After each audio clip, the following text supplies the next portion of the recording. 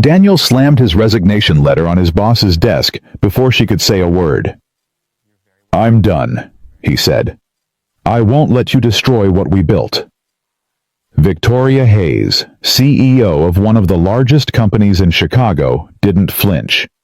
She picked up the letter, read it slowly, and tore it in half. "You don't get to quit," she said. "Not after everything." 3 months earlier, Daniel had walked into a diner expecting a blind date.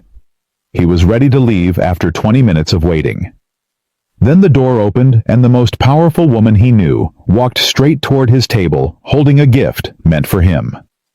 "Comment your city below so I can see how far this story travels." Daniel checked his watch for the 11th time. 7:23. The date was supposed to arrive at 7. 23 minutes late. No text, no call, no apology. He wrapped both hands around his coffee mug, feeling the warmth seep into his palms. The mug had gone cold 10 minutes ago, but holding it gave him something to do. Something that made him look less like a man who'd been stood up. "Refill!" The waitress appeared beside him, coffee pot in hand.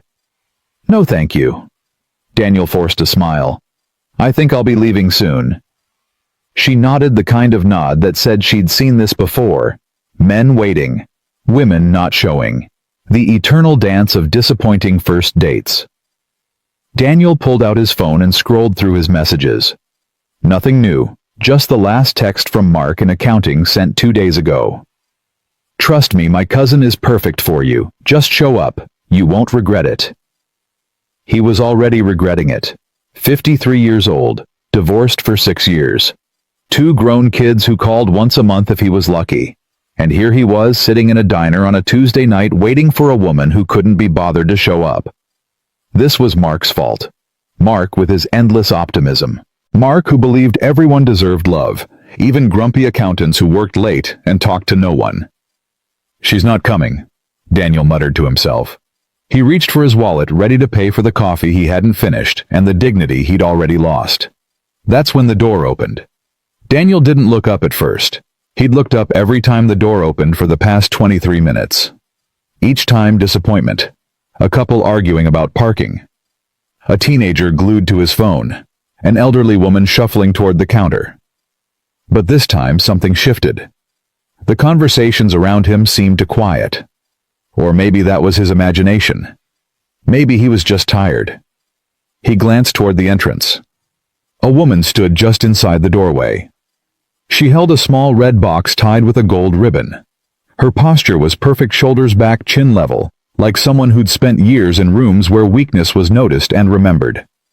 She wasn't looking around nervously. She wasn't checking her phone. She simply stood there, scanning the room with calm, deliberate precision. Daniel's breath caught in his throat. He knew that face. Everyone in his building knew that face. Victoria Hayes, CEO of Meridian Industries. The woman whose signature appeared on his paychecks. The woman who could fire 300 people before lunch and still make it to her afternoon meeting. She was here, in this diner, holding a gift box. What the hell? Daniel's first instinct was to look away, to pretend he hadn't seen her, to shrink into his booth and pray she was meeting someone else, anyone else. But her eyes found him, and she smiled.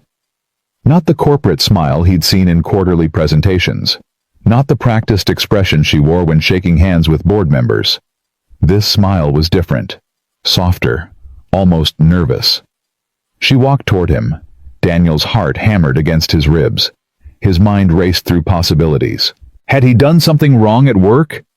Was this some kind of test? A hidden camera show? A fever dream brought on by too much overtime? She stopped at his table. "Hi," she said. Daniel shot to his feet so fast he nearly knocked over his cold coffee. The mug wobbled. He caught it. His face burned. "Ms. Hayes." His voice came out strangled. I wasn't expecting." "Please." She held up a hand. "Sit down. You're making me nervous." He sat. Then stood again. Then sat once more, feeling like a broken animatronic at a theme park. Victoria lowered herself into the booth across from him, placing the red gift box on the table between them. "I think there's been a mistake," Daniel said, his words tumbling out too fast. "I'm waiting for someone. A date. A blind date. So if you're here for—" "I know," she interrupted gently. "So am I." Daniel stared at her. "I'm sorry. I'm your blind date, Daniel." The words didn't compute. They bounced around his skull like pinballs, refusing to land anywhere that made sense. "That's not possible. And yet here I am. You're my CEO. I'm aware. You're my CEO." Victoria's lips twitched. "You mentioned that." Daniel pressed his palms flat against the table, steadying himself. "How is this? Why would you? Does Mark know?" "Mark?" She tilted her head. "The one in accounting. His cousin. She's supposed to be my date." Understanding flickered across Victoria's face, followed by something that looked almost like amusement. "Ah, the infamous cousin. I think we both got played." "What do you mean?"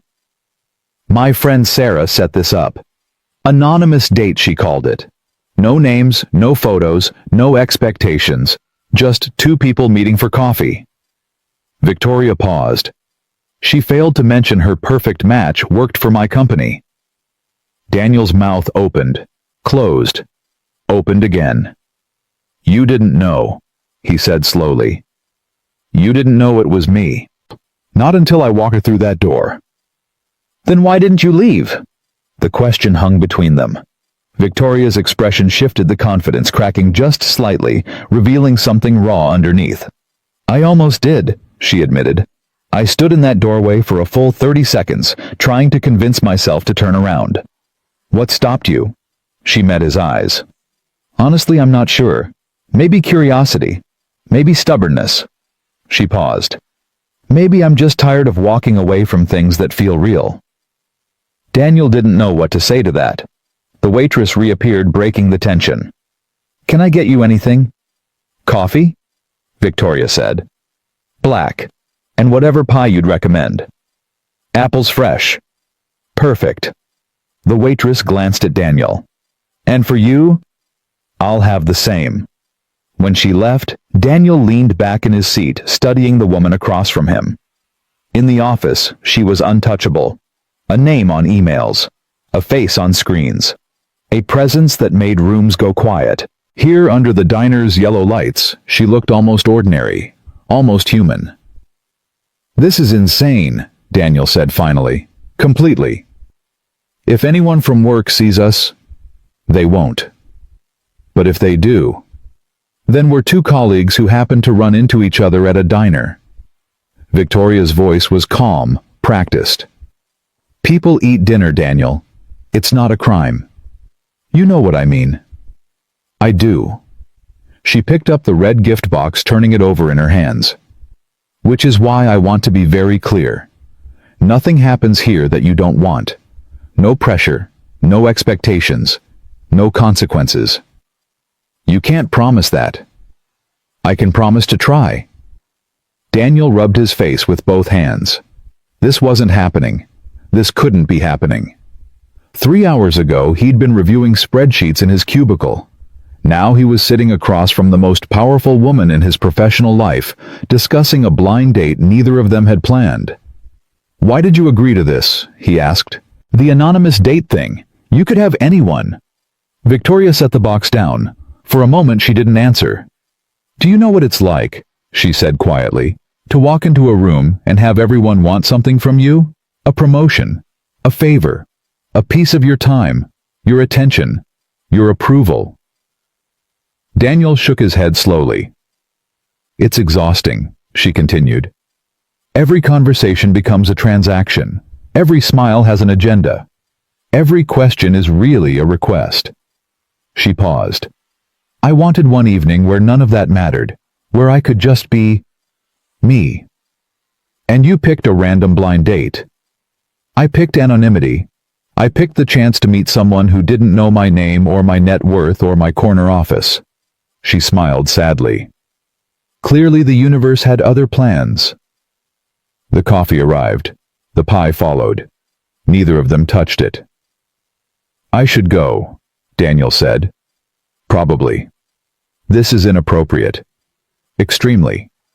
If HR found out, they'd have a field day." Daniel picked up his fork, then set it down. "You're not helping." "I'm not trying to help." Victoria wrapped her hands around her coffee mug, the same gesture Daniel had made earlier. "I'm trying to be honest. You're right. This is complicated. Messy. Probably a terrible idea." "Then why are you still sitting here?" "Because you are." The answer hit Daniel somewhere unexpected. Somewhere he'd bricked up years ago, after the divorce, after the empty apartment, after the kids stopped needing him. "I don't understand you," he admitted. "Most people don't." "No, I mean..." He struggled to find the words. "In the office, you're intimidating, untouchable. People are terrified of you." "I know. But right now you seem human." "Yeah." Victoria laughed, a real laugh, not the polished one from shareholder meetings. It changed her entire face. "I'll tell you a secret," she said. "The intimidating thing, it's survival. When you're a woman running a company this size, you can't afford to be soft. You can't afford to hesitate. You definitely can't afford to admit you're lonely." Daniel's chest tightened. "You're lonely." She didn't answer immediately. Instead, she pushed the red gift box toward him. "Open it." "What?" "The box. I brought it for my date. If that's not you, I'll take it back. But I'd like you to see it first." Daniel hesitated. Then slowly he picked up the box. It was lighter than he expected. He pulled the ribbon loose and lifted the lid. Inside was a watch. Simple. Elegant. The kind of thing you wore because it meant something, not because it showed off. "I noticed something about you," Victoria said. "At work. You're always early to meetings, always checking your watch. You do it when you're nervous, when you're waiting, when you're trying to look busy." Daniel stared at her. "You notice that? Good leaders notice things. But why would you?" "Because it told me something about you, that you care about being present, that you respect other people's time, that you're probably harder on yourself than anyone else ever could be." Daniel's throat felt tight. No one had ever seen him like that. Not his ex-wife, not his kids, not anyone in 30 years of corporate anonymity. "I don't know what to say," he managed. "You don't have to say anything. I just wanted you to know that someone noticed. Someone paid attention." Victoria's voice softened. "Even if this never goes anywhere, I thought you should know that." Daniel closed the box. His hands were trembling slightly. "This scares me," he admitted. "It scares me too. If this goes wrong, I know. I could lose everything. My job, my reputation, my..." "So could I," Victoria interrupted.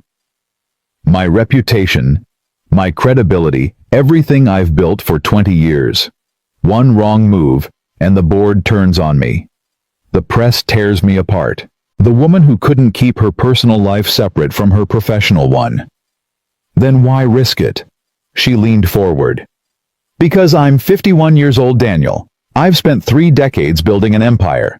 I have a penthouse with a view, a stock portfolio that could fund a small country, and a schedule that accounts for every 15 minutes of every day." She paused. "And I'm lonely. I'm so unbelievably lonely that I signed up for an anonymous blind date with a stranger, hoping, praying to feel something real for one goddamn evening." The rawness of her confession hung in the air between them. Daniel didn't speak for a long moment. He thought about his own life. The empty apartment. The microwave dinners. The evenings spent watching television alone, pretending he wasn't waiting for the phone to ring. "I understand," he said finally. "Do you? More than you know." Victoria studied his face. "So what do we do now? I have no idea." "Neither do I." She picked up her fork and cut into the apple pie. But this pie is getting cold and I didn't come all the way to this diner to waste perfectly good food. Despite everything, Daniel laughed. Is that your professional recommendation? Consider it executive guidance. She took a bite and nodded approvingly. Not bad. Try it. He did. She was right. It wasn't bad. They ate in silence for a moment. Not an awkward silence anymore. Something else. Something that felt almost comfortable. One conversation, Daniel said. Sorry. You asked what we do now. My answer is one conversation. Tonight. No promises. No expectations. Just two people who accidentally know too much about each other trying to figure out what the hell just happened. Victoria set down her fork. And tomorrow we go back to normal. You're my CEO. I'm an accountant who stays late and talks to no one. We pretend this never happened. And if we don't want to pretend? Daniel's heart skipped. Then we deal with that tomorrow. Victoria considered this. Then she nodded. One conversation, she agreed. But I have one condition. What? Stop calling me Ms. Hayes. For tonight, I'm just Victoria. Daniel, he replied. Just Daniel. She extended her hand across the table. He shook it. Her grip was firm, warm, real. Nice to meet you, Daniel. Nice to meet you too, Victoria.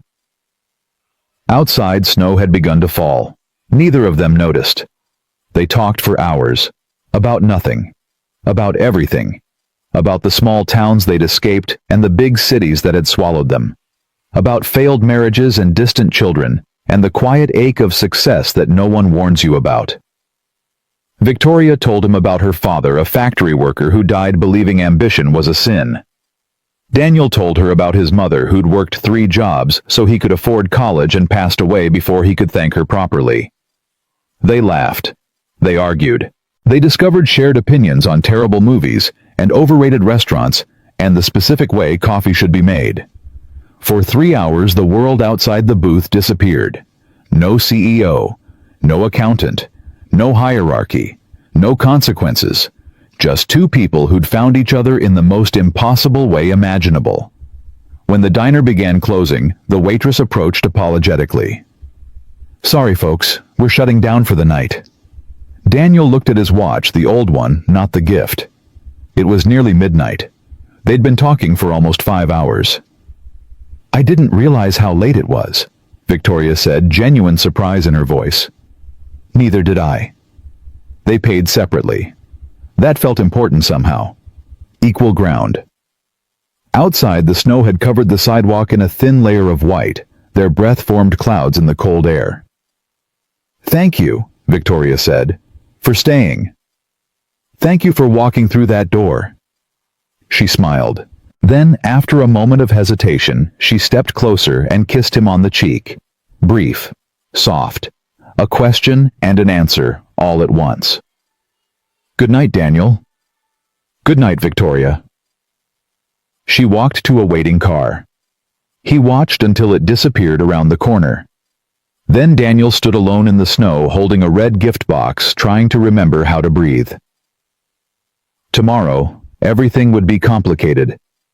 But tonight had been real. And sometimes that was enough. Daniel didn't sleep that night.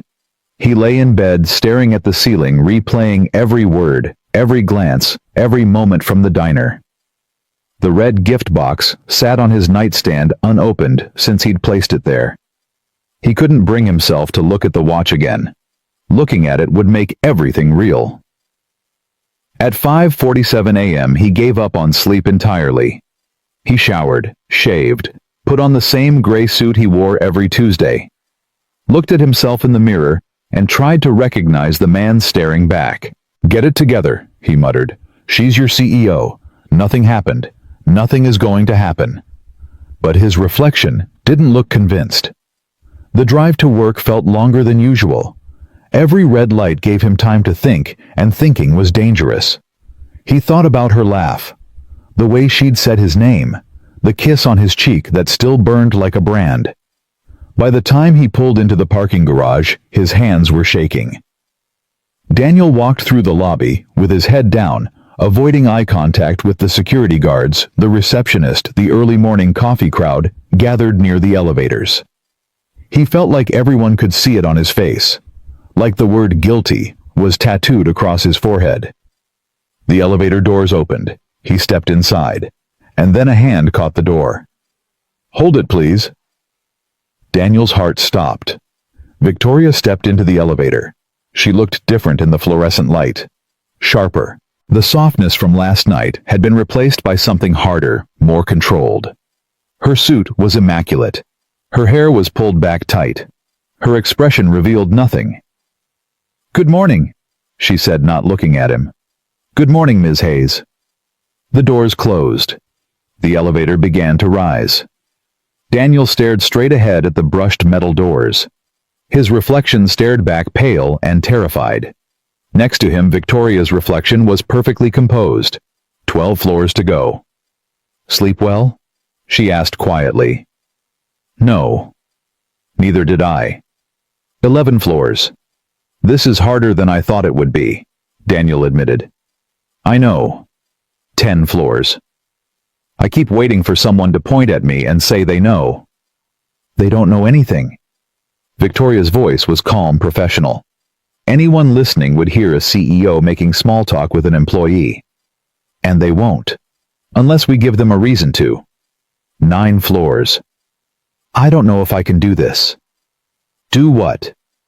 "Pretend.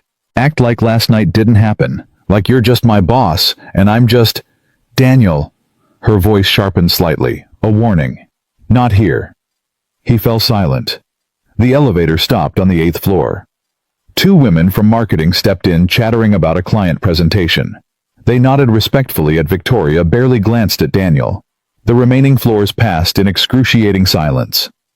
When the doors opened on 12, Victoria stepped out without looking back. "Have a productive day, everyone," she said. And then she was gone. Daniel rode the elevator down to his floor, his chest tight, his thoughts spiraling. This was impossible. He couldn't spend 8 hours a day pretending he hadn't held her hand across a diner table, pretending he didn't know about her father, her loneliness, her fear of dying alone in a penthouse full of expensive things and empty rooms. He sat at his desk and stared at his computer screen. Work. He needed to work. Numbers. Spreadsheets. The comfortable anonymity of data that didn't ask questions or make him feel things. His inbox chimed. New message from Victoria Hayes. Daniel's finger hovered over the mouse. He looked around. Nobody was watching. Nobody cared what the quiet accountant in the corner was doing. He clicked. The subject line was empty. The message contained only 2 words. "I'm sorry." Daniel read it 3 times. Then he hit reply. For what? The response came 30 seconds later. For making this complicated. For not walking away when I should have. For thinking I could have one normal evening without consequences. Daniel typed slowly, choosing each word carefully. I don't regret last night. I regret that it has to be a secret. A pause. Then, secrets are what I do best. Before Daniel could respond, another message appeared. Delete this thread. Use your personal phone if you need to reach me. My number is in the watch box. He stared at the screen. Then carefully he deleted the entire conversation. Emptied his trash folder, cleared his cache. His desk phone rang, making him jump.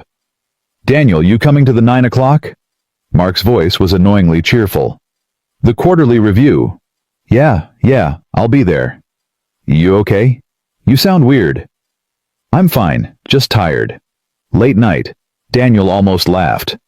Something like that. The quarterly review was held in the large conference room on the executive floor. Daniel had attended dozens of these meetings.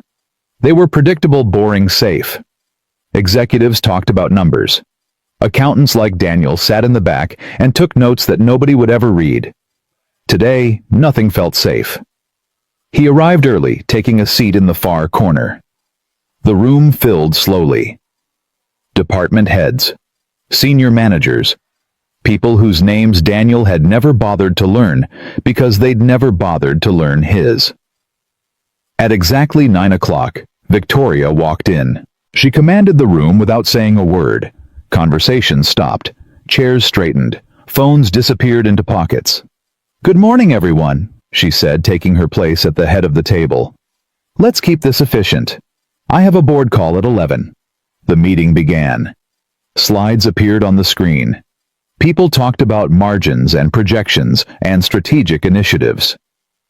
Daniel took notes mechanically, his pen moving across the page, while his mind stayed fixed on the woman at the front of the room. She didn't look at him. Not once. Her eyes moved across the assembled faces, acknowledging people asking questions, challenging assumptions. But they never landed on Daniel's corner. He told himself that was good. Professional. Exactly what they'd agreed to. It still hurt. 45 minutes into the meeting, the CFO raised a question about a discrepancy in the Q3 numbers. A small error in the Eastern region's reporting. "Who handled the Eastern audit?" Victoria asked. Silence. "That would be me," Daniel heard himself say. Every head in the room turned toward him, including hers. "Daniel Carter," he added because suddenly he wasn't sure anyone knew his name. "Senior accountant." Victoria's expression didn't change. "Walk us through the discrepancy." His mouth went dry. This was exactly what he'd feared. Being seen. Being noticed. Being forced to stand in front of the woman who'd kissed his cheek 12 hours ago and pretend she was just his boss. But he was good at his job. That at least hadn't changed. Daniel stood, walked to the front of the room, explained the error, a misclassified expense that had been corrected in the final report, but not in the preliminary summary. "It's a formatting issue," he concluded. "The numbers are accurate. The presentation was flawed." "And this won't happen again?" Victoria asked. "No, ma'am." Their eyes met. Just for a second. Just long enough for him to see something flicker behind her professional mask. "Good," she said. "Thank you, Daniel. Let's move on." He returned to his seat. His heart was pounding so hard he was sure everyone could hear it. After the meeting, Daniel retreated to his desk and tried to focus on work. He lasted about 20 minutes. Then he pulled out his personal phone and opened the watch box. Inside, tucked beneath the watch, was a small card. Handwritten. A phone number and 3 words. "When you're ready." Daniel stared at the number for a long time. Then he saved it under a fake name, Mike Plummer, and sent a single message. "I don't know if I'll ever be ready, but I'd like to try." The response came an hour later. "There's a coffee shop on Maple Street, 2 miles from the office. They close late. Tonight, 8 p.m. Daniel deleted the messages. Then he spent the rest of the day watching the clock and trying to remember how to breathe. The coffee shop was small and quiet, the kind of place that survived on regulars and refused to update its decor since the 90s. Daniel arrived first, choosing a table in the back corner, where they couldn't be seen from the street. Victoria arrived at exactly 8, wearing jeans and a simple sweater. No power suit. No armor. She looked younger somehow, or maybe just tired. "You came?" she said, sliding into the seat across from him. "Did you think I wouldn't?" "I wasn't sure." She ordered a tea when the waitress appeared. Daniel stuck with coffee. "Today was hard," she admitted once they were alone. "In that meeting, watching you stand up there knowing what I know. I almost threw up." "You hit it well. Years of practice." Daniel wrapped his hands around his mug. "My ex-wife used to say I had the emotional range of a filing cabinet." Victoria smiled. "She sounds charming." She had her moments, mostly at the end when she was telling me everything I'd done wrong. "What happened, if you don't mind me asking?" Daniel considered the question. It wasn't something he talked about. Ever. But something about Victoria made him want to be honest. "I worked too much," he said. "I was there physically, Every dinner, every school play, every family vacation. But I wasn't present. My mind was always somewhere else. On spreadsheets. On deadlines. On being so good at my job that no one could ever fire me. And she got tired of competing with your work. She got tired of losing. Daniel took a sip of his coffee. By the time I realized what was happening, it was too late. The kids were grown. The marriage was dead. And I was 53 years old with nothing but a corner desk and a retirement fund. Victoria was quiet for a moment. Do you regret it? Every day. Then why did you keep working? Why not retire? Travel, start over. Because working is all I know. The admission came out rougher than he intended. Take away my job and what's left? A man who doesn't know how to talk to his own children, who eats dinner alone every night, who spent so long being invisible that he forgot how to be seen. Victoria reached across the table and touched his hand. Just briefly. Just enough. I see you, she said. Daniel looked at her. Really looked. Past the CEO, past the intimidating reputation, past the walls she'd built just as high as his. Why me? He asked. Out of everyone in that company, everyone in this city, why did you stay when you saw it was me? I told you, I was tired of walking away. That's not a real answer. Victoria withdrew her hand. She wrapped it around her teacup instead, staring into the steam. When I was 32, she said slowly, I was engaged. His name was Robert. He was kind, patient, everything I should have wanted. And I left him 3 weeks before the wedding. Why? Because I was terrified of being vulnerable, of needing someone, of letting another person see the parts of me I'd spent years hiding. She paused. I told myself I was choosing my career. That love was a distraction I couldn't afford. And I've spent 20 years proving myself right. And now I'm 51. I have everything I thought I wanted, and I've never been more alone. Her eyes met his. When I saw you in that diner, I recognized something. The same exhaustion, the same walls, the same desperate hope that maybe, just maybe, there was still time to get it right. Daniel felt something crack inside him, something he'd kept locked away for years. I'm scared, he admitted. So am I. I don't know how to do this. The secrecy, the pretending, the constant fear of being discovered. Neither do I. Victoria's voice was steady, but her hands were trembling slightly around her cup. But I know I don't want to walk away, not this time. What if it destroys us? What if it doesn't? The question hung in the air between them. Heavy, dangerous, hopeful. One day at a time, Daniel said finally. That's all I can promise. That's all I'm asking. They stayed at the coffee shop until closing, talking about everything and nothing, learning each other's rhythms, fears, dreams. When the waitress finally kicked them out, they stood in the parking lot, neither wanting to leave. Same time tomorrow? Victoria asked. I'll be here. She kissed him. Not on the cheek this time. A real kiss. Brief, but certain. Good night, Daniel. Good night, Victoria. He watched her drive away. Then he stood alone in the empty parking lot, feeling something he hadn't felt in years. Hope. The weeks that followed were the strangest of Daniel's life. By day, he was invisible. The quiet accountant in the corner. The man who arrived early, left late, and spoke only when spoken to. He attended meetings where Victoria commanded the room, and he watched her from the back without letting anything show. By night, he was someone else entirely. They met in secret places. Coffee shops in other towns. Restaurants where no one from the company would go. Once they drove 2 hours to have dinner in a city where nobody knew their names. They talked about everything. Their childhoods, their failures, their regrets. Daniel told her about his son, who'd stopped calling after the divorce. Victoria told him about her mother who died, believing Victoria had wasted her life chasing success instead of family. She was wrong, Daniel said. Was she?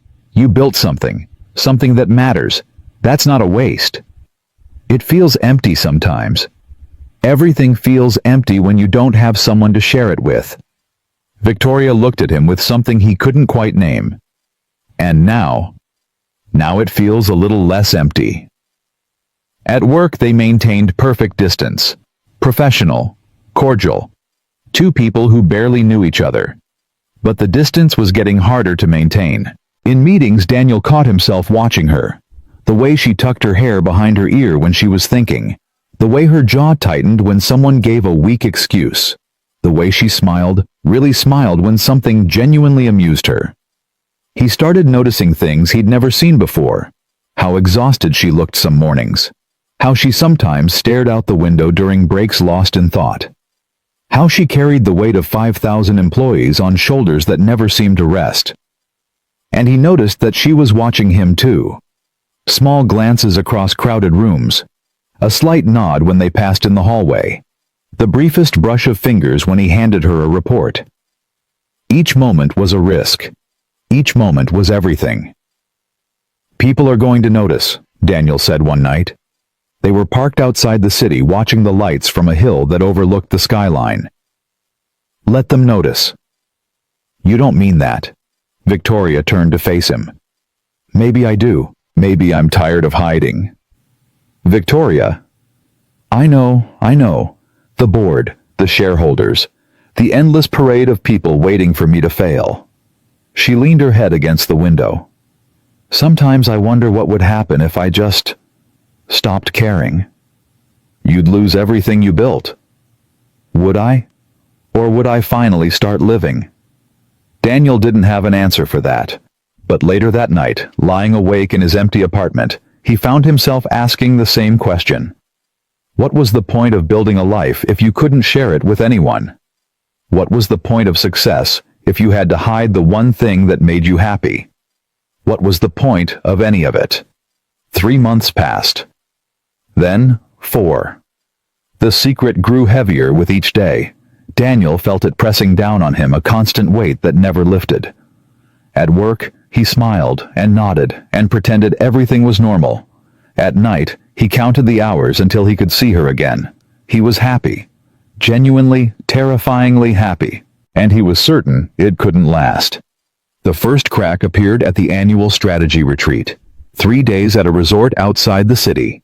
Mandatory attendance for all department heads and senior staff, including quiet accountants who handled Eastern Region audits. I don't think this is a good idea, Daniel said the night before they left. They were at their usual coffee shop, the one with the bad decor and the waitress who never asked questions.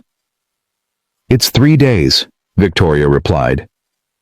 We've spent 4 months pretending. We can manage 3 more days. There'll be alcohol, late nights, people watching. Then we'll be careful. We're always careful. But this feels different. Dangerous. Victoria reached across the table and took his hand. Are you asking me to stay away from you? No. I'm asking you to help me survive it. She squeezed his fingers. We'll survive it together. But Daniel couldn't shake the feeling that something was about to change, that the weight of their secret was about to crush them both. The retreat started normally enough. Meetings, presentations, team-building exercises that everyone hated but pretended to enjoy. Daniel kept to himself, playing the role of invisible accountant with practiced ease. Victoria played her role too. The commanding CEO. The untouchable leader. The woman who shook hands and remembered names and never let anything slip. But on the second night the cracks began to show. There was wine. Too much wine. And whispers. Daniel noticed them first. Conversations that stopped when he walked by. Glances that lingered a moment too long. 2 women from HR huddled in a corner looking at him and then at Victoria, their expressions speculative. He found Victoria on the balcony overlooking the resort's garden. They know, he said quietly. They suspect. That's different. Is it? She didn't answer. What do we do? Victoria turned to face him. In the dim light, she looked tired, older, human. "I don't know," she admitted. "For the first time in 20 years, I don't know." Daniel wanted to touch her, to hold her, to tell her everything would be okay, but they weren't alone. They were never alone. "Whatever happens," he said, "I don't regret this. Any of it." "Neither do I." They stood there for a moment longer, two people on the edge of everything. Then Victoria straightened her shoulders, fixed her expression, and walked back inside. Daniel stayed on the balcony watching her go. He didn't know it yet, but the next morning would change everything. The knock came at 7:14 a.m. Daniel was barely awake, still sitting on the edge of his bed, trying to remember why his chest felt so tight. The retreat, the whispers, Victoria's face in the moonlight. He opened the door. A woman stood in the hallway, mid-40s, navy blazer. The kind of neutral expression that meant nothing good. "Mr. Carter, I'm Sandra Mitchell, Director of Human Resources." Daniel's blood turned to ice. "We'd like to speak with you this morning. Conference room B whenever you're ready." "About what?" Sandra's smile didn't reach her eyes. "Just a routine conversation. Nothing to worry about." She turned and walked away before he could respond. Daniel closed the door and leaned against it, his heart hammering. Routine conversation. Right. HR didn't pull people aside at company retreats for routine conversations. They did it for investigations, for accusations, for the kind of thing that ended careers. He grabbed his phone and typed a message to Victoria. "HR wants to see me. Conference room B." The response came immediately. "Don't panic. Don't admit anything. I'll handle it." "How?" "Trust me." Daniel stared at those two words. Trust me. He'd spent 53 years trusting no one but himself. Now everything depended on trusting a woman he'd known for 4 months. He got dressed, dark slacks, white shirt, no tie. His hands shook as he buttoned his collar. Conference room B was on the second floor of the resort's main building. Daniel walked slowly, rehearsing answers to questions that hadn't been asked yet. What could they know? What could they prove? Had someone seen them? Heard something? Found a message he'd forgotten to delete? The door was open when he arrived. Sandra sat at one end of the table. Across from her was a man Daniel didn't recognize. Gray hair, expensive watch, the kind of face that had delivered bad news to thousands of people. "Mr. Carter, please sit down." Daniel sat. "This is Richard Greer, outside counsel for the company." A lawyer. They'd brought a lawyer. "Am I in some kind of trouble?"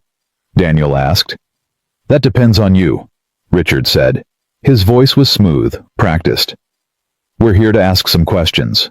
You're not obligated to answer, but cooperation is appreciated." "Questions about what?" Sandra folded her hands on the table. "Mr. Carter, how would you describe your relationship with Victoria Hayes?" There it was.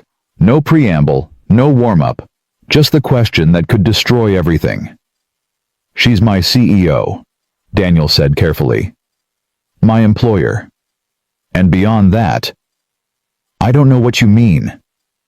Richard leaned forward. "Mr. Carter, we have reason to believe that you and Ms. Hayes have been engaged in a personal relationship outside of work. A romantic relationship." "Who told you that?" "That's not relevant right now." "It's relevant to me." Daniel's voice came out sharper than he intended. "You're accusing me of something. I'd like to know why." Sandra and Richard exchanged a glance. "Several colleagues have reported observing unusual interactions between you and Ms. Hayes," Sandra said. "Extended eye contact, private conversations.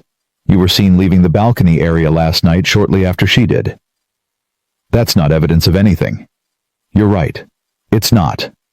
Richard's tone was infuriatingly calm, "which is why we're asking you directly. Is there anything you'd like to disclose about the nature of your relationship with Victoria Hayes?" Daniel's mind raced. He could deny everything. There was no proof, just whispers and speculation and the paranoid imaginations of people with too much time and too little work. But lying felt wrong, not just risky wrong. He thought about Victoria, about the way she'd looked at him that first night in the diner holding a gift meant for someone else, about the months of secret meetings and stolen moments and the constant exhausting weight of hiding. He thought about what she'd said on the balcony. Maybe I'm tired of hiding. Mr. Carter, Sandra prompted. Do you have anything to say? Daniel took a breath, then another, and then he made a decision that would change everything. Yes, he said. I have something to disclose. The words came out slowly at first, then faster. The blind date, the diner, the months of secret meetings, the coffee shops, the late-night conversations, the feelings that had grown from something unexpected into something real. He told them everything. Sandra's expression remained neutral throughout. Richard took notes. Neither interrupted. When Daniel finished, silence filled the room. Thank you for your honesty, Sandra said finally. We appreciate your cooperation. What happens now? Now we speak with Ms. Hayes. Daniel's stomach dropped. She doesn't know I'm here. She doesn't know I've told you anything. We'll handle it appropriately. Please. Daniel leaned forward. Whatever consequences come from this, they should fall on me. I'm the one who... Mr. Carter. Richard's voice cut through. Ms. Hayes is the CEO of this company. She has a fiduciary responsibility to shareholders and a duty to maintain professional standards. If what you've told us is accurate, she's the one who failed to meet those obligations.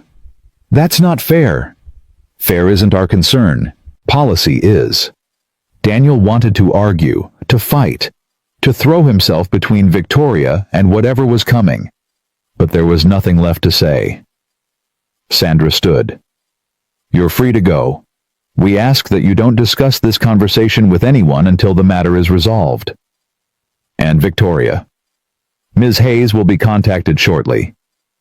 Daniel walked out of conference room B feeling like he'd just detonated a bomb. His legs were unsteady. His vision blurred at the edges. He'd told the truth, and the truth was about to destroy them both. The next 2 hours were the longest of Daniel's life. He sat in his room staring at his phone waiting for a message that didn't come. He thought about calling Victoria, warning her. But what would he say? I confessed everything, good luck. At 10:43 a.m., there was another knock at his door. This time it was Victoria. She walked in without waiting to be invited. Her face was pale. Her hands were shaking slightly, but her voice was steady. They told me what you said. Victoria, I'm sorry. I didn't know what else to do. They knew. They already knew and I couldn't. Daniel. She held up a hand. Stop. He stopped. I'm not angry with you. You should be. Maybe. But I'm not. She sat on the edge of the bed. For the first time since he'd met her, she looked small, fragile. I knew this day would come. I've been preparing for it since that first night at the diner. What happens now? Now the board gets involved. Emergency session. Probably tomorrow. She laughed, but there was no humor in it. Merry Christmas to the shareholders. They can't fire you. You built that company. They can do whatever they want. I serve at their pleasure. She looked up at him. I always knew that. I just thought I'd have more time. Daniel sat beside her, close enough to touch but not touching. Not yet. I'll resign, he said. If that helps. If that makes this go away. It won't. Then what can I do? Nothing. The word came out flat, final. This isn't about you, Daniel. It's about me.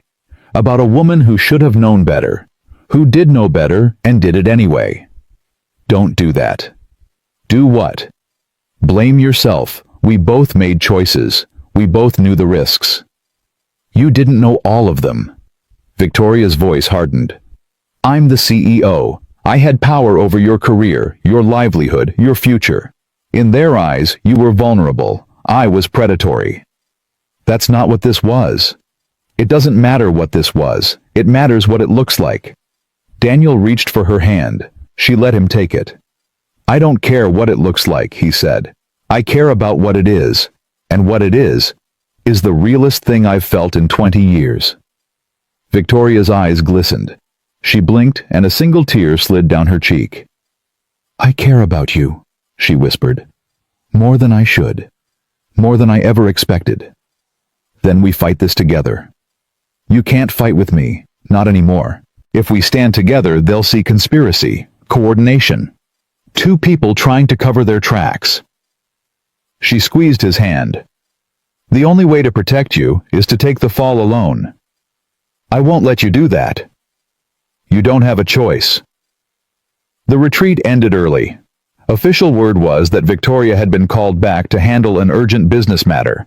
Unofficial word spread through the resort like wildfire. Whispers in hallways. Speculative glances. The CEO's name mentioned in hushed tones. Daniel drove back to Chicago alone. Victoria had taken a separate car headed straight for an emergency board meeting that would determine the rest of her life. He stopped at their coffee shop on the way. The one with the bad decor and the waitress who never asked questions. He sat at their usual table and ordered coffee he didn't drink. His phone buzzed twice. Both times it was Mark from accounting asking if he was okay. He didn't respond. At 6:47 p.m., a message arrived from a number he didn't recognize. Board voted. Unanimous. Daniel's hands trembled as he typed back. What does that mean? It means I'm no longer CEO of Meridian Industries. He stared at the screen. Read the words again. They didn't change. Victoria. Don't. Not here. Not like this. Where are you? A pause. Then, my apartment. Tower 3 penthouse. The doorman knows your name. Daniel paid for his untouched coffee and drove through the city faster than he should have. The building was glass and steel, the kind of place that whispered money and power and carefully curated success. The doorman nodded when Daniel gave his name. She's expecting you. Take the private elevator. He rode up 42 floors alone. The doors opened directly into the penthouse. Victoria stood by the window silhouetted against the city lights. She didn't turn when he walked in. Nice view, Daniel said. I've barely noticed it in 15 years. Her voice was distant. Too busy working to look out the window. He crossed the room and stood beside her. Tell me what happened. What do you think happened? The board met. They reviewed the facts.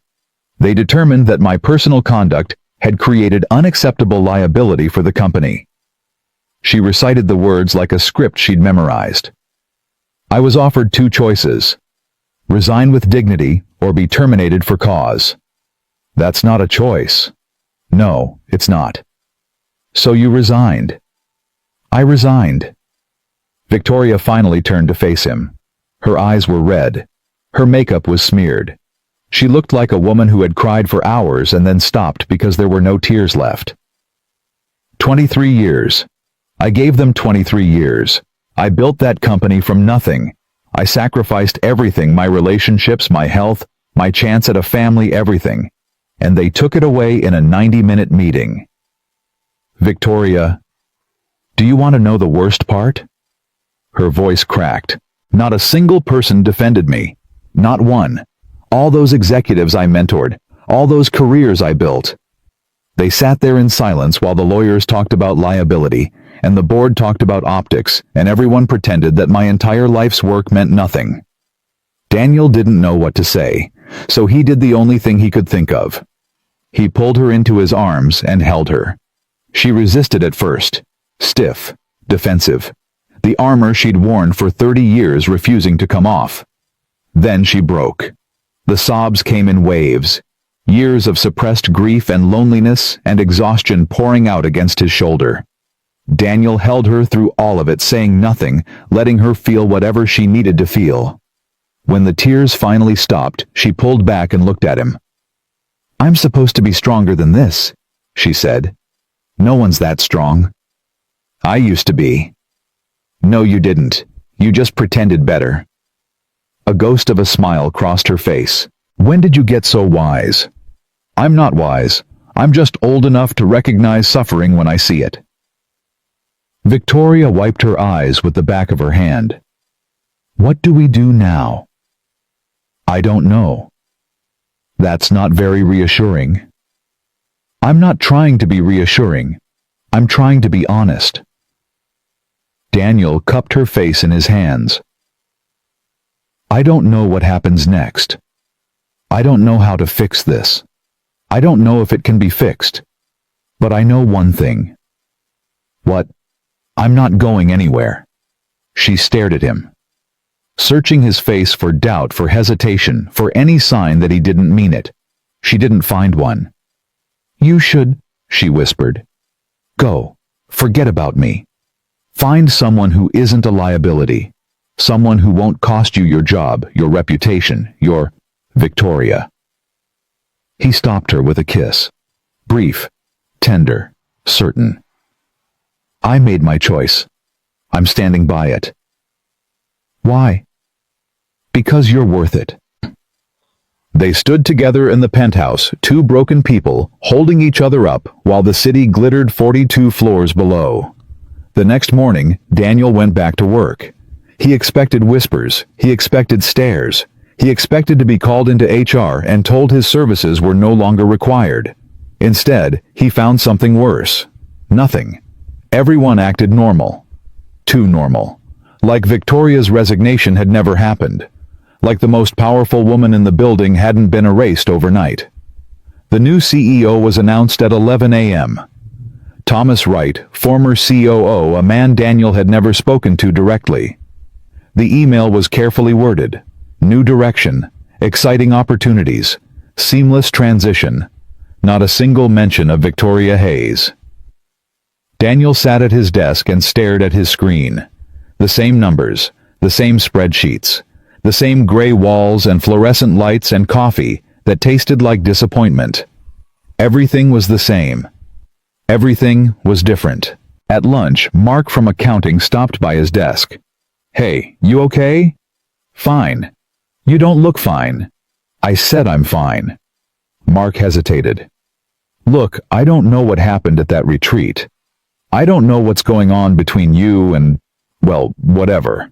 I just wanted to say I'm here, if you need to talk." Daniel looked at him. Mark, with his relentless optimism and his terrible blind date setups and his genuine, uncomplicated kindness. "Thanks," Daniel said. "I appreciate it." "Sure." Mark started to walk away, then turned back. "For what it's worth, I think she was a good CEO. Better than most. Whatever happened, I hope it works out." Daniel nodded. He didn't trust himself to speak. That evening, he drove to Victoria's penthouse. The doorman let him up without question. She was sitting on the couch, still in the same clothes as yesterday. A bottle of wine sat on the coffee table, half empty. "You came back," she said. "I told you I would. I thought you might change your mind, in the light of day, away from all this." Daniel sat beside her. "I didn't." "Why not?" "Because I'm in love with you." The words hung in the air. Victoria went very still. "Daniel." "I know it's fast. I know it's complicated. I know everything about this situation is wrong and messy and probably doomed." He took her hand. "But I love you. I've loved you since that night at the diner, when you were brave enough to stay, even when you should have walked away." Victoria's eyes filled with tears again.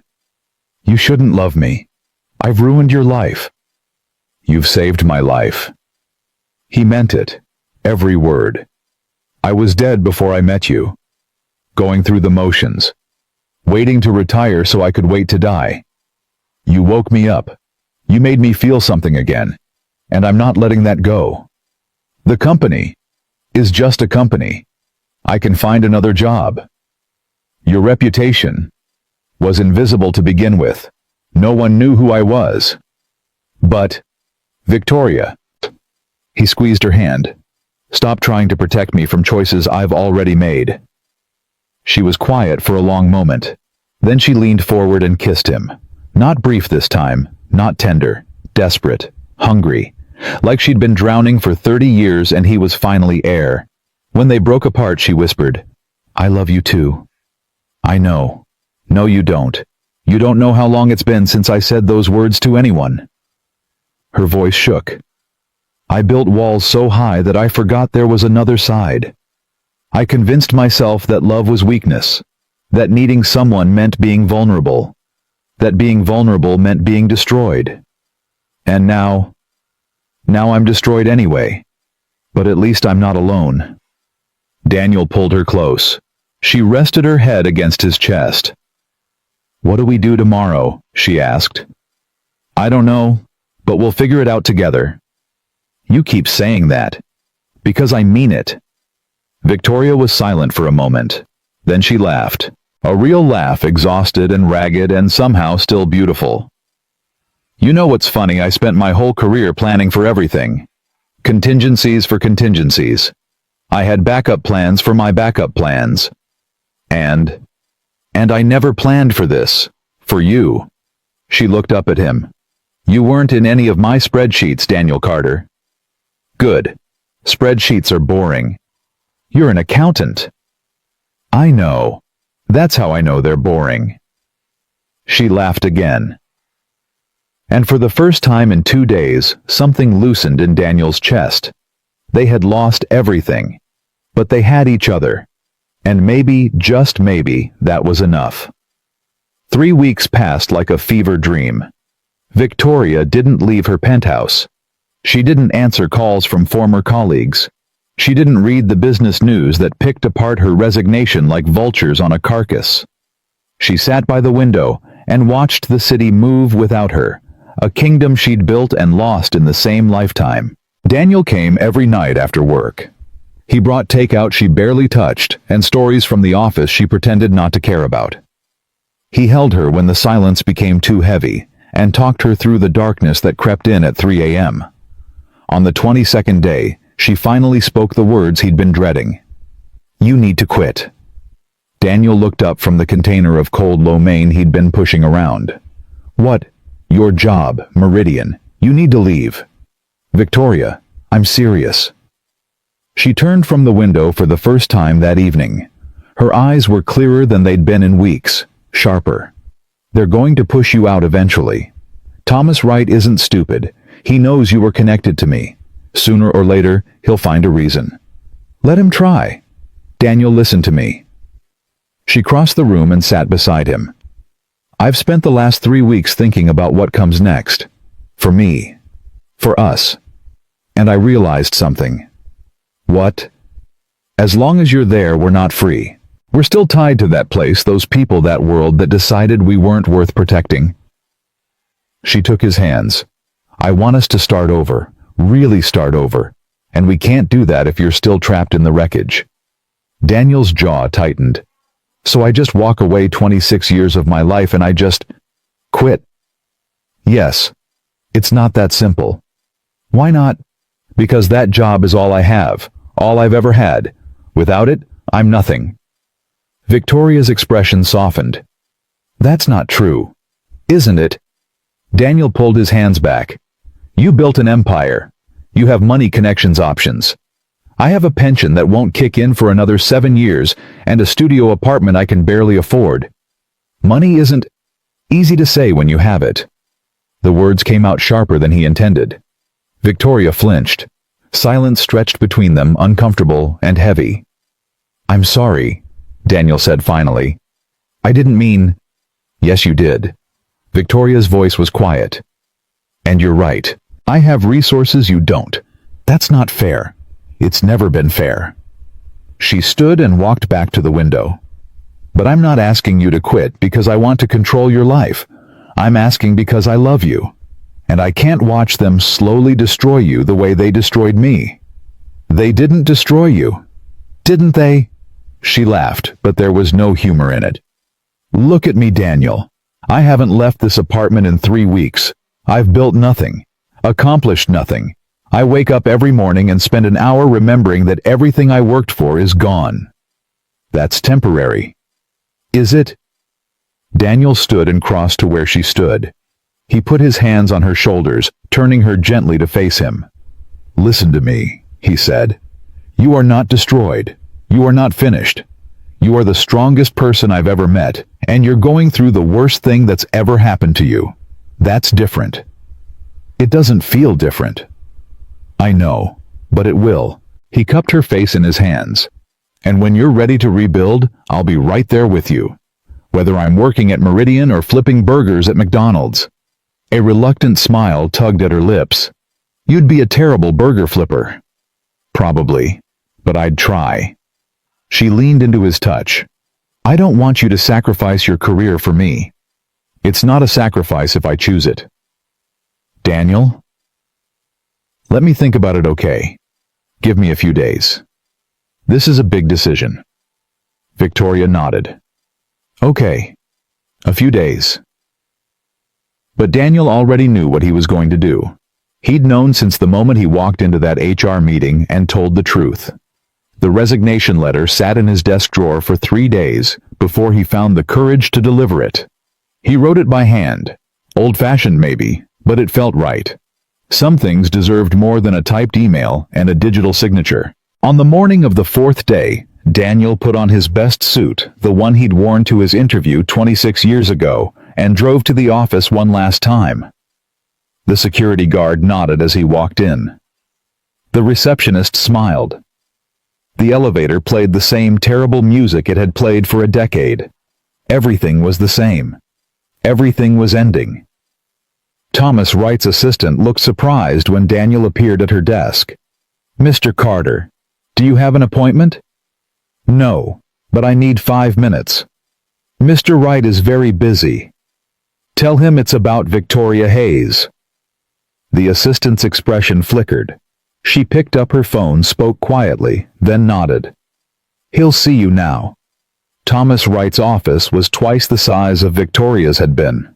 New furniture, new art, new everything, as if erasing all traces of the woman who'd built this company from nothing. Wright stood behind his desk, smiling the smile of a man who'd won. Daniel, this is unexpected. I'll be brief. Daniel crossed to the desk and placed the envelope in front of him. My resignation, effective immediately. Wright didn't touch it. That's unfortunate. You're a valuable employee. No, I'm not. I'm an accountant who stayed late and talked to no one. You won't even notice I'm gone. That's harsh. It's honest. Daniel met the man's eyes. I'm not here to make a scene or cause problems. I just wanted to deliver this in person. May I ask why? You know why. Wright's smile faded slightly. The Victoria situation.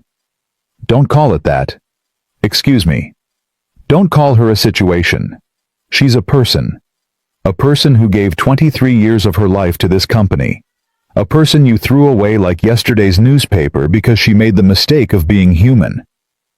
That's not what happened. That's exactly what happened. Daniel's voice stayed level, but his hands were shaking. I was there.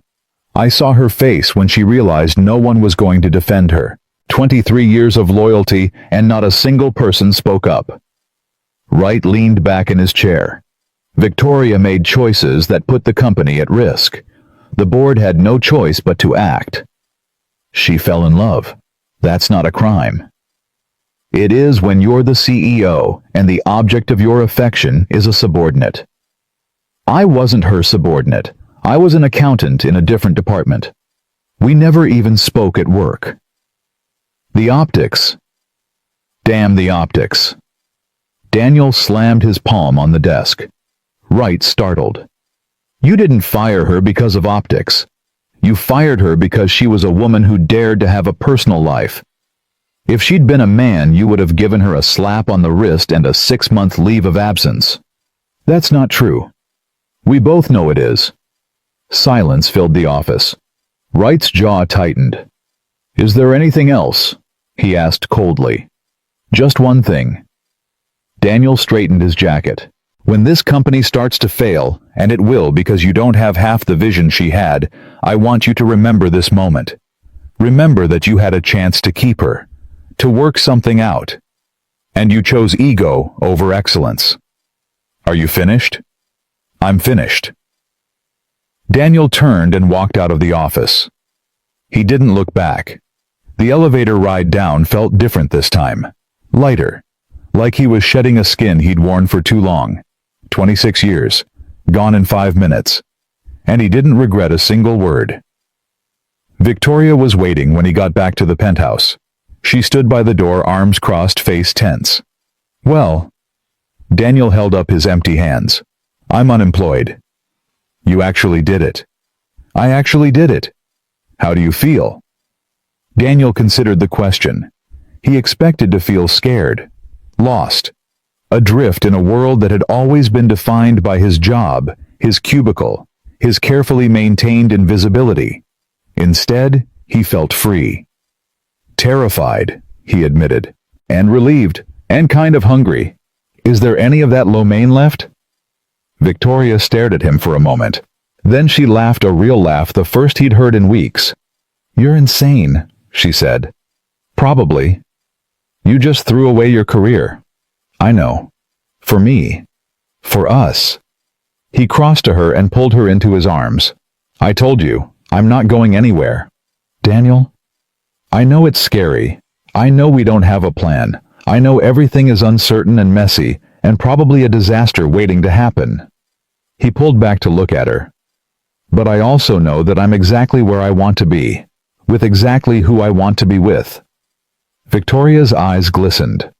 I don't deserve you. Too bad. You're stuck with me. She kissed him then. Deep. Real. The kind of kiss that says everything words can't. When they finally broke apart, she whispered, What do we do now? Now we figure it out. Together. You keep saying that. Because I keep meaning it.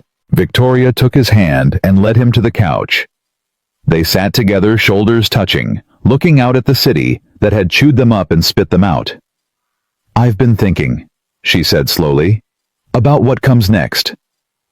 And I think I need to leave Chicago. Daniel felt his stomach drop. Leave? Not forever, just for a while.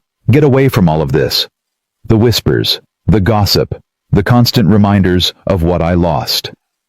She turned to face him. There's a place in Vermont, a small town where my grandmother grew up.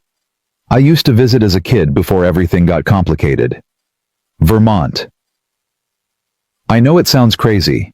The former CEO of a major corporation hiding out in rural New England. She smiled sadly. But I need to breathe, Daniel. I need space to figure out who I am without the title, without the corner office, without everyone watching and waiting for me to fail. How long? I don't know. A few months. Maybe longer. Daniel was quiet for a moment, processing. Vermont. A few months. The woman he loved 3 states away, figuring out her life while he figured out his. Okay, he said. Victoria blinked. Okay? Okay. If that's what you need, then that's what you should do. But what about us? What about us? Daniel squeezed her hand. You're not dying, Victoria. You're healing.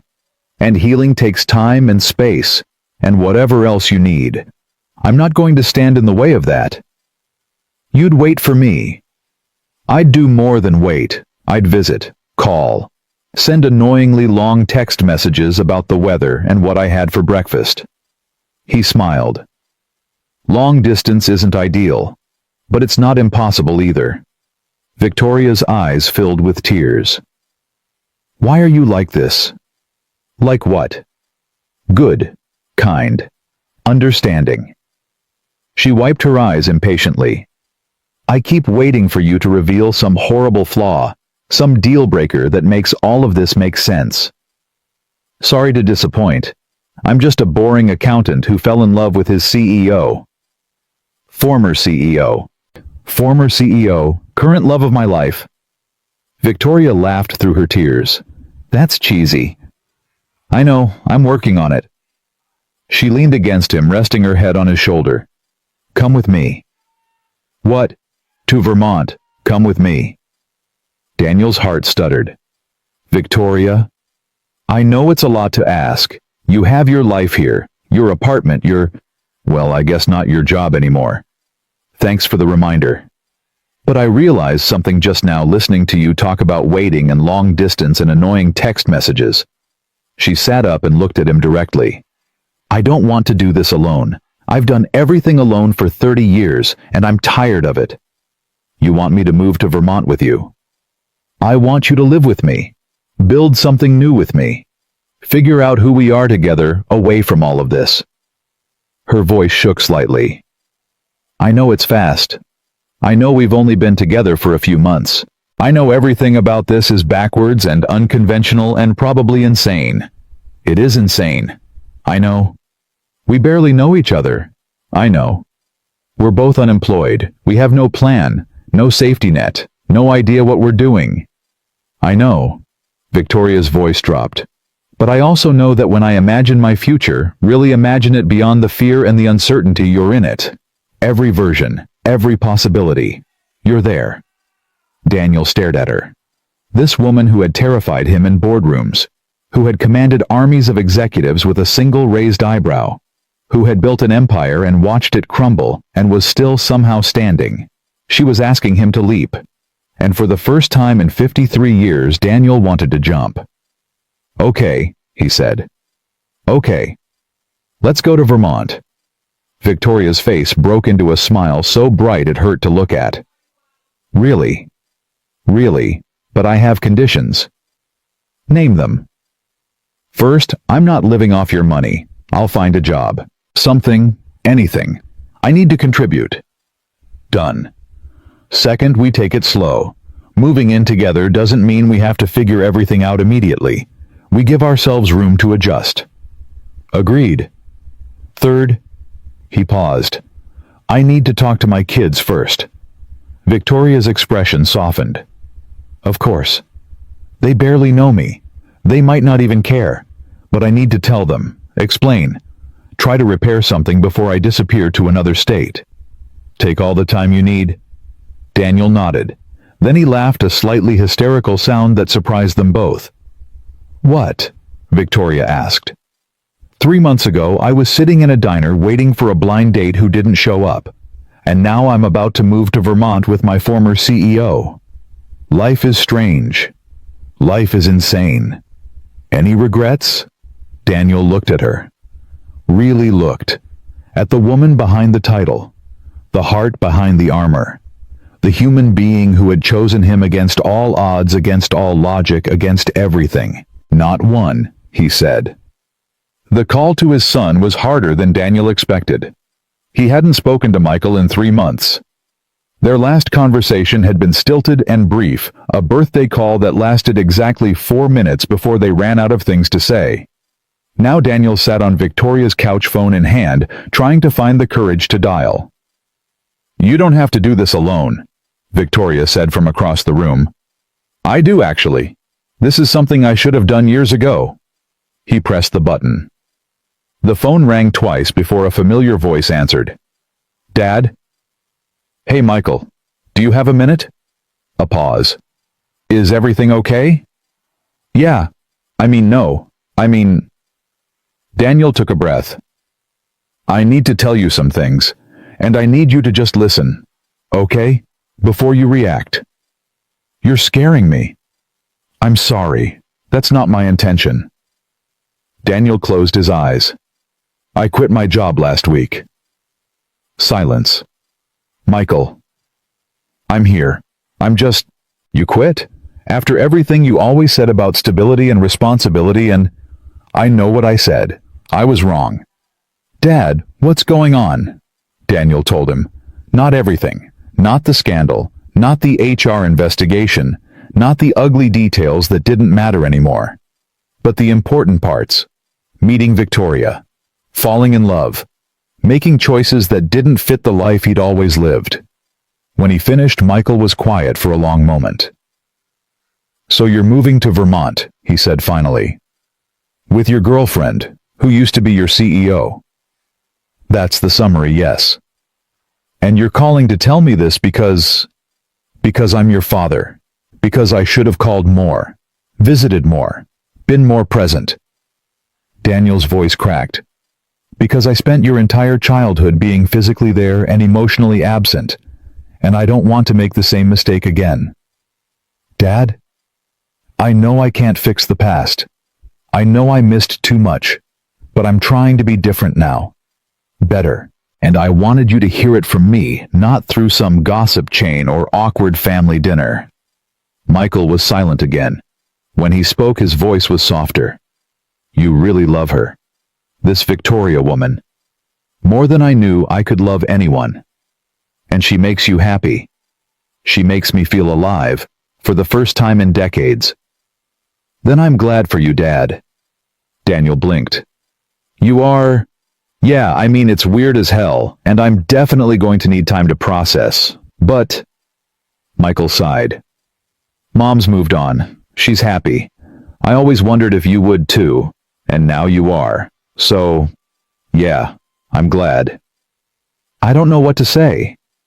"You don't have to say anything. Just don't disappear, okay? Vermont isn't that far. Maybe I can visit. Meet this mystery woman who turned my boring accountant father into someone who quits jobs and moves across the country." Daniel laughed, tears streaming down his face. "I'd like that." "Me too. I love you, Michael. I don't say it enough, but I do." "I know, Dad. I love you too." When Daniel hung up, Victoria was standing in the doorway watching him with soft eyes. "Good?" she asked. "Better than good?" He wiped his face. "He wants to meet you." "That's terrifying." "Join the club." She crossed to him and sat beside him, taking his hand. "I called a realtor today," she said. "Found a place in Vermont. Small farmhouse on 3 acres. Nothing fancy. But it has a view." "You actually looked at views this time?" "I'm trying new things." She smiled. "There's room for an office. Maybe you can do freelance accounting, or consulting, or something entirely different." "Like what?" "I don't know. Whatever you want, that's the point." She squeezed his hand. "For the first time in our lives, we get to choose."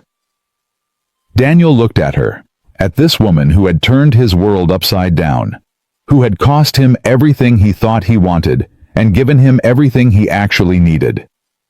"When do we leave?" he asked. "Next week, if you're ready."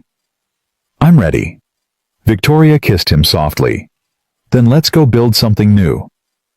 The next 7 days were a blur. Daniel packed up his apartment in 3 boxes. 26 years of corporate life and everything that mattered fit in the trunk of his car. He donated the furniture, canceled the utilities, stood in the empty living room one last time and felt nothing but relief. Victoria handled the penthouse the same way, efficient, detached, ready to let go. "Do you want to keep any of this?" Daniel asked, gesturing at the expensive art and designer furniture. "No, it was never really mine anyway. It was hers." Hers. The CEO, the persona, the woman I pretended to be for 30 years. Victoria looked around the room. "She lived here. I'm going somewhere else." On the morning they left, the sun was just rising over Chicago. Daniel stood by his car, watching the city wake up one last time. Victoria joined him, 2 cups of coffee in hand. "Saying goodbye?" she asked. "Something like that." "Any regrets?" Daniel thought about it. 26 years, the cubicle, the spreadsheets, the careful invisibility that had kept him safe and slowly killed him. Then he thought about her, the diner, the blind date that wasn't, the woman who had walked toward his table and changed everything. "Not one," he said. They got in the car. Daniel behind the wheel, Victoria beside him, the open road ahead. And for the first time in 53 years, Daniel Carter drove toward something instead of away from it. The farmhouse was smaller than the photos suggested. Daniel stood in the driveway, bags at his feet, staring at the weathered wooden structure that would become their home. The paint was peeling in places. The porch sagged slightly on one side. A rusted weather vane creaked in the wind. "It needs work," Victoria said beside him. That's one way to put it. The realtor called it charming with character. The realtor was a liar. Victoria laughed, that real laugh he'd grown to love. "Come on, let's see the inside." The inside was better. Hardwood floors that groaned with history. A fireplace big enough to sit in. Windows that let in more light than Daniel had seen in years of fluorescent office existence. "The kitchen needs updating," Victoria said, running her hand along the dated countertops. "And the bathroom is basically from 1972, but the bones are good." "You sound like you know what you're talking about." "I watched a lot of HGTV during my depression spiral." She turned to him with a small smile. "What do you think?" Daniel looked around. At the dust motes floating in the afternoon sun.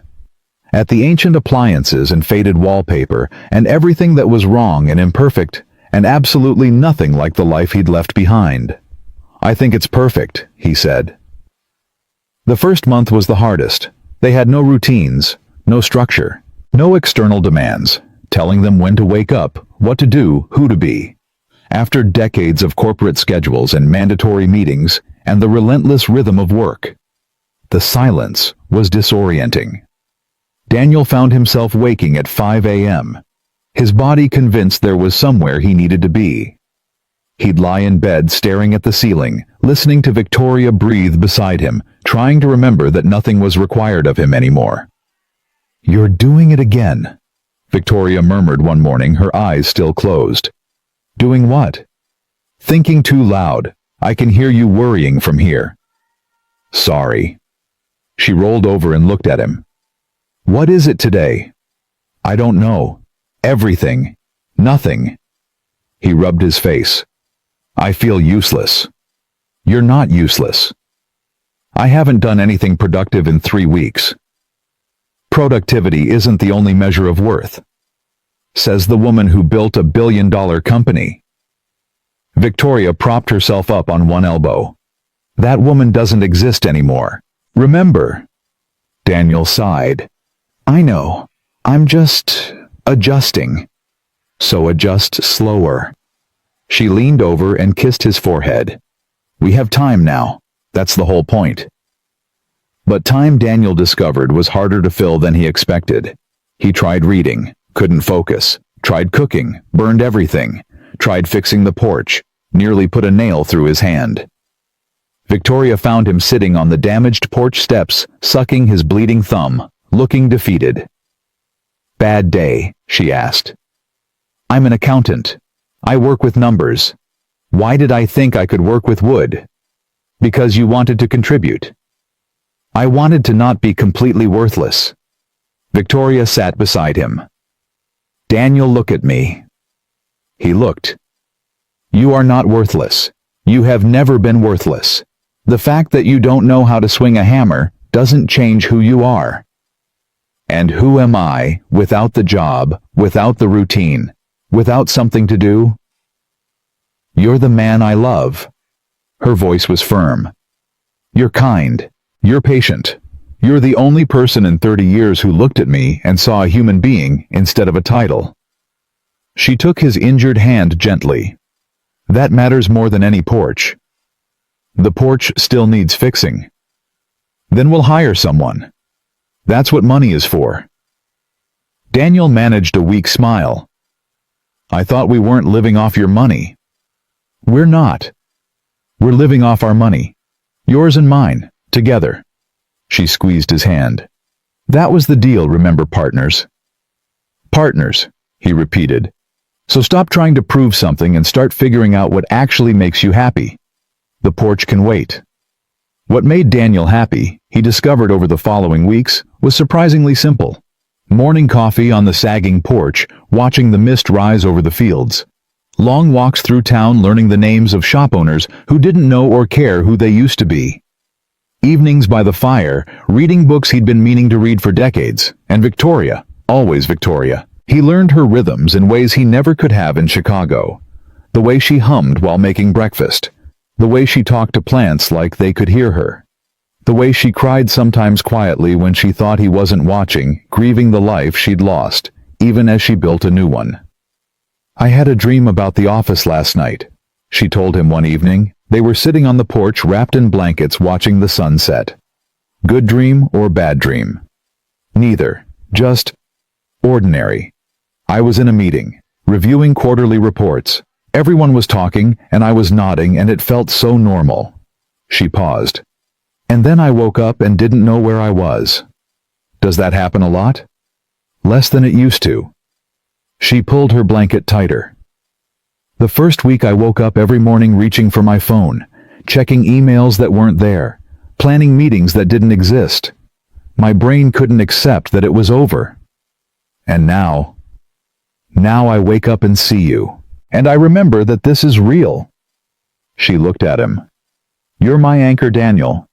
Do you know that I thought I was the one drifting? We're both drifting, but at least we're drifting together. Daniel reached over and took her hand. They sat in silence, watching the sky turn orange and pink and purple. I called Sarah today, Victoria said eventually.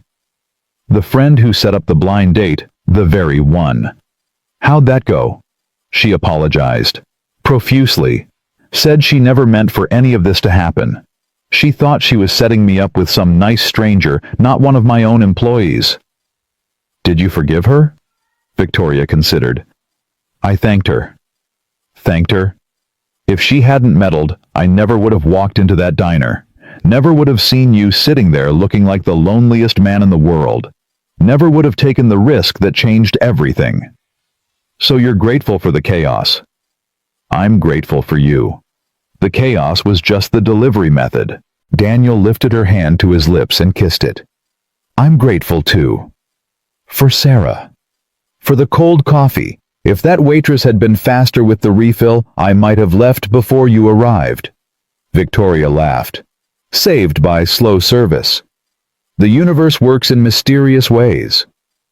2 months into their Vermont life, Daniel got a call he didn't expect. He was in town buying groceries when his phone rang. Chicago area code. Unknown number. Hello. Mr. Carter. This is Sandra Mitchell, from Meridian Industries. Daniel's stomach dropped. Ms. Mitchell.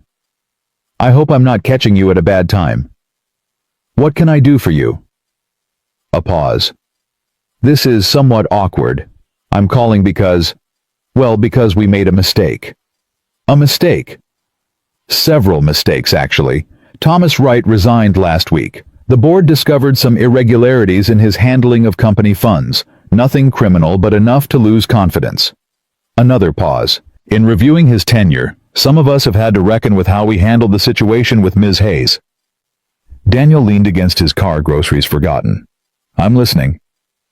There's a growing sentiment that she was treated unfairly.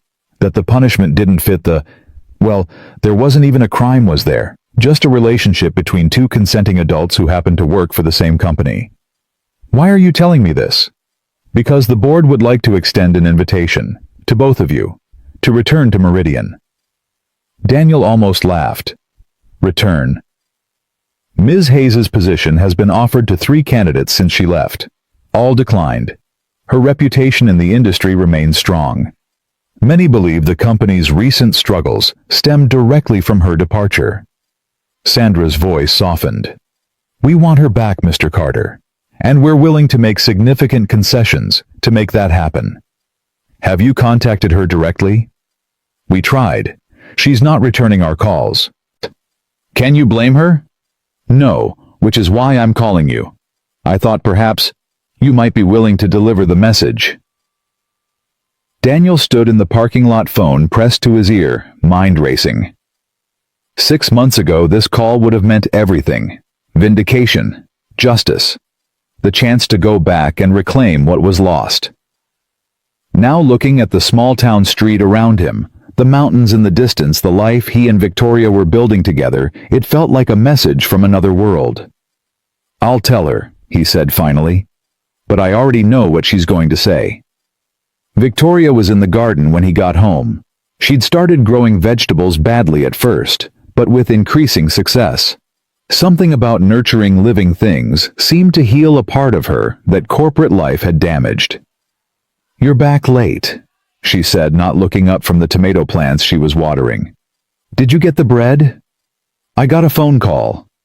Something in his voice made her stop. She turned, watering can still in hand. "From who?" "Sandra Mitchell, HR director at Meridian." Victoria's expression didn't change, but her grip on the watering can tightened. "What did she want?" "Thomas Wright is out. The board is scrambling. They want you back." Silence. Victoria set down the can slowly. "They want me back," she repeated. "As CEO. Full reinstatement.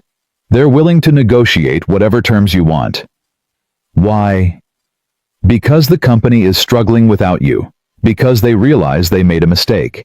Because apparently your reputation still matters more than their pride." Victoria turned away, looking out at the mountains. Daniel couldn't read her face. "When I was 25, she said quietly, "I made a promise to myself that I would build something that mattered, something that would last, something that would prove I wasn't just another small-town girl with big dreams and no future. You did that. I did. And then I lost it." She took a breath, "And now they're offering to give it back." Daniel moved closer but didn't touch her. "What do you want to do?" "I don't know." "That's okay. You don't have to decide right now." Victoria turned to face him. Her eyes were bright with unshed tears. 6 months ago I would have jumped at this. No hesitation. That company was my identity, my purpose, my reason for existing. She gestured at the garden, the farmhouse, the quiet life they'd built. "But now I wake up in the morning and I'm not exhausted. I eat meals that I actually taste. I have time to read and think and just be." "You're happy here." "I am. Happier than I've been in 30 years. She took his hands. "But I also miss it. The challenge, the purpose, the feeling of building something bigger than myself. You can have both, you know." "Can I?" "You can have anything you want, Victoria. That's what this is about. Not what they're offering. What you actually want." She was quiet for a long moment. Then she squeezed his hands and smiled. "I want to think about it. Really think. Not react, not decide based on pride or fear. Just consider what's right for us, both of us. Take all the time you need. Will you be okay? Whatever I decide." Daniel pulled her close. "I told you in Chicago, and I'll tell you again. I'm not going anywhere. Whether we're in Vermont, or back in that glass tower, or living on the moon, where you go, I go." Victoria buried her face against his chest. "I don't deserve you." "You keep saying that." "Because it keeps being true." "Then maybe you should stop trying to deserve me, and just accept that I'm here." She laughed, a watery sound muffled against his shirt. "When did you get so wise?" "I learned from the smartest woman I know." They stood there in the garden, holding each other, while the afternoon sun warmed their backs, and the tomato plants swayed gently in the breeze. The decision came 3 days later. Daniel was making breakfast pancakes, which he'd finally learned not to burn, when Victoria came downstairs.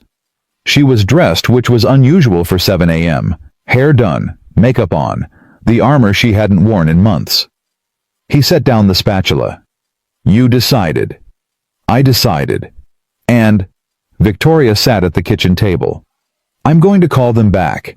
Accept a meeting. Hear what they have to say in person." Daniel nodded slowly. "Okay. But I have conditions, non-negotiable ones." "Tell me." "First, I want a formal apology, public, acknowledging that the way I was treated was wrong." "That's fair." "Second, I want policy changes, Clear guidelines that protect employees who have relationships with other employees regardless of position. What happened to us should never happen to anyone else. Also fair. Third, she paused. Third, I want you on the board. Daniel nearly dropped his coffee cup. What? You heard me. Victoria, I'm an accountant. I don't know anything about. You know everything that matters. You're ethical. You're honest. You see things other people miss. She leaned forward. The board failed me because it was full of people who cared more about optics than truth. I want someone there who will tell me when I'm wrong, who will hold me accountable, who will never let me forget why I came back. That's a lot of pressure. I know. That's why I'm asking you. Her eyes held his. Will you do it? Daniel looked at the woman across from him. The CEO who had terrified him. The lover who had saved him. The partner who had chosen him again and again against all odds. On one condition, he said. Name it. We keep the farmhouse. Victoria blinked. What? We keep it. Come back here on weekends, holidays, whenever the city gets too heavy. He smiled. I liked fixing the porch, eventually. You put a nail through your hand. I'm a work in progress. Victoria laughed that real unguarded laugh he loved. Deal. Then yes, I'll do it. God help us both. She stood and crossed to him, wrapping her arms around his neck. Thank you. For what? For everything. For staying. For believing. For being the man I didn't know I needed until you were standing right in front of me. Daniel kissed her forehead. Thank you for walking into that diner. I almost didn't. I know, but you did. He pulled back to look at her. You were brave when it would have been easier to walk away. And because of that, we're here. Together. Together. The flight back to Chicago felt different this time. Daniel sat by the window watching the clouds roll by, thinking about the journey that had brought them here. A blind date gone wrong. A secret that couldn't be kept. A fall that felt like the end of everything. And now this. A return. A reinvention. A chance to do it right. Victoria sat beside him, reviewing notes for her meeting with the board. She'd been up since 4 a.m. preparing, strategizing, becoming the woman she used to be while holding on to the woman she'd become. Nervous? Daniel asked. Terrified? You don't look terrified. Years of practice. She smiled without looking up. How about you? Equally terrified. Less practice hiding it. You'll do fine. Just be yourself. That's what I'm afraid of. Victoria finally looked at him. Daniel, listen to me. You are exactly what that company needs. What I need. Don't second guess yourself. I'll try. Don't try. Do. She took his hand. We survived everything they threw at us. Scandal, resignation, exile. We survived it because we had each other. Nothing they can do to us now is worse than what we've already been through. When did you become the optimist? Somewhere between the tomato garden and pancakes that don't taste like charcoal. Daniel laughed. They were good pancakes. They were acceptable pancakes. We're still working on good. Another work in progress. Everything worth having is. The meeting lasted 4 hours. Daniel sat at the long conference table surrounded by faces he didn't know, and a few he recognized from his years of invisibility. Victoria commanded the room the way she always had, calm, precise, unshakable. But there was something different now. A warmth that hadn't been there before. A humanity that softened the edges of her power. She laid out her terms. The board negotiated. They pushed back on some points, conceded others. It was a dance Daniel had never been part of before, and watching Victoria lead it was like watching a master artist at work. By the end, they had an agreement. Victoria would return as CEO effective immediately. A public statement would be issued acknowledging the mishandling of her departure. New policies would be implemented to protect employee relationships, and Daniel would join the board as an independent director, a position created specifically for him. When it was over, when the handshakes were done and the papers were signed, Victoria and Daniel stood alone in the empty conference room. "We did it," she said. "You did it. I just sat there and tried not to look confused. You looked very distinguished. I looked terrified. Same thing from certain angles." She moved to the window, looking out at the city spread below. "I never thought I'd be back here." "Regrets?" "No, just processing." She turned to face him. "A year ago I was alone. Successful, powerful, respected, and completely, utterly alone. I had everything the world told me to want, and nothing that actually mattered. And now? Now I have you. I have a falling apart farmhouse in Vermont. I have tomato plants that might actually produce tomatoes this year. I have a life that makes sense even when it's messy." She smiled. "I have everything." Daniel crossed to her and took her hands. "I have a confession to make." "That sounds ominous." "The night we met at that diner, I was ready to give up. Not just on the date, on everything. I'd spent 53 years being invisible, and I'd finally accepted that invisible was all I'd ever be." "Daniel, let me finish." He squeezed her hands. "You changed that, not because you're powerful or successful or any of the things you accomplished, but because you saw me, really saw me. For the first time in my life, someone looked past the boring accountant and the empty apartment and the years of careful invisibility, and they found something worth keeping." Victoria's eyes were glistening. "You were always worth keeping." "I didn't know that until you." She pulled him into a kiss, deep, real. The kind of kiss that says everything words can't express. When they finally broke apart, Daniel whispered, "Ready to run a company, ready to change the world. I'll settle for changing the accounting department." Victoria laughed. "Start small. That's the spirit." They walked out of the conference room together, side by side, into the future they'd built from the wreckage of everything that came before. 6 months later, on the anniversary of their first meeting, Daniel took Victoria back to the diner. It looked exactly the same. Yellow lights, holiday decorations, the smell of coffee and grilled onions, the booth by the window where everything had started. "I can't believe this place is still here," Victoria said, sliding into the seat across from him. "I called ahead. They saved our table." "We have a table?" "Apparently we're local legends.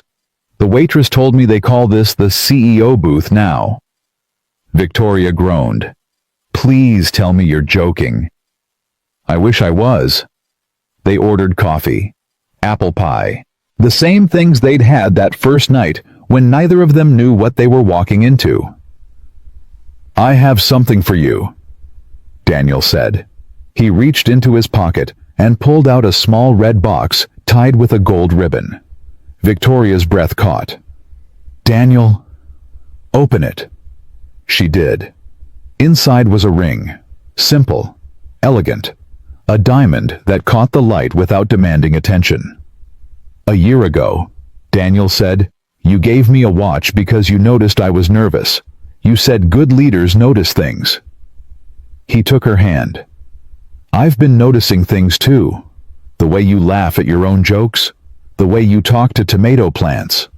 The way you look at me like I'm someone worth looking at." "Daniel, I'm not good at speeches. I'm an accountant. I'm better with numbers than words." He took a breath. "But here's a number for you. 1. One woman. One chance. One life that finally makes sense because you're in it." Victoria was crying now, tears streaming down her face, and she didn't even try to hide them. "Is that a question?" she managed. "It's an offer, a partnership. The kind that doesn't have an exit clause or a board review or any conditions except one." "What's the condition?" "That we keep choosing each other, every day, no matter what." Victoria looked at the ring, at the man across from her, at the diner where her life had changed in ways she never could have predicted. "Yes," she whispered. "Yes, yes. 1,000 times yes. To all of it. The partnership. The choosing. The rest of our lives." Daniel slid the ring onto her finger, It fit perfectly. I love you, he said. I love you too, even when you burn pancakes. I've gotten better. You've gotten acceptable. There's a difference. He laughed and pulled her close, kissing her in the booth by the window, while the diner buzzed around them and the world outside continued spinning. They had lost everything. They had found everything. And in the end, that was exactly how it was supposed to be. Some stories don't need permission. Some connections are worth the cost. And sometimes the blind date you almost walked away from becomes the truest thing you've ever known. Daniel and Victoria walked out of the diner hand in hand, into the cold winter night, into the rest of their lives. Together. Always together. And that was all that mattered.